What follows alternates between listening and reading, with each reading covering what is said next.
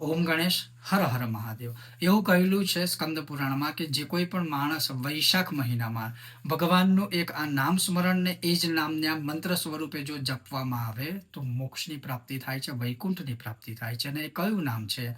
તો એ નામ છે ભગવાન વિષ્ણુનું મહાદેવ. કેમ? તો કે વૈશાખ મહિનાને ભગવાન વિષ્ણુના નામ માધવ નામથી માધવ માસમાં સ્થાન આપેલું છે. બ્રહ્માજીએ સ્વયં પણ એની સિદ્ધિઓ પ્રાપ્ત કરેલી છે આ જ મહિનામાં. તો જે કોઈ પણ માણસ ચાલતા ફરતા ઉઠતા બેઠતા ફરતા એક નામ સ્મરણ કરે, માધવ માધવ માધવ, તો ભગવાન એમને મુક્તિ આપે છે. અને એ જ રીતે જે કોઈ માણસ ભગવાનની સામે બેસીને ગાય માતાના ઘીનો દીવો પ્રજ્વલિત કરી અને અવશ્ય તુલસી કે રુદ્રાક્ષની માળાથી ઓમ માધવાય નમઃ, ઓમ માધવાય નમઃ, ઓમ માધવાય નમઃ યથાશક્તિ એકથી માંડીને 11 માળા સુધી જો આનો જપ કરે છે તો અવશ્ય ભગવાન શ્રી હરિની કૃપા પ્રાપ્ત થતી હોય છે. અને અવશ્ય આ વૈશાખ મહિનામાં આનું ભરપૂર મહત્વ આપણા શાસ્ત્રોમાં દર્શિત કરેલું છે.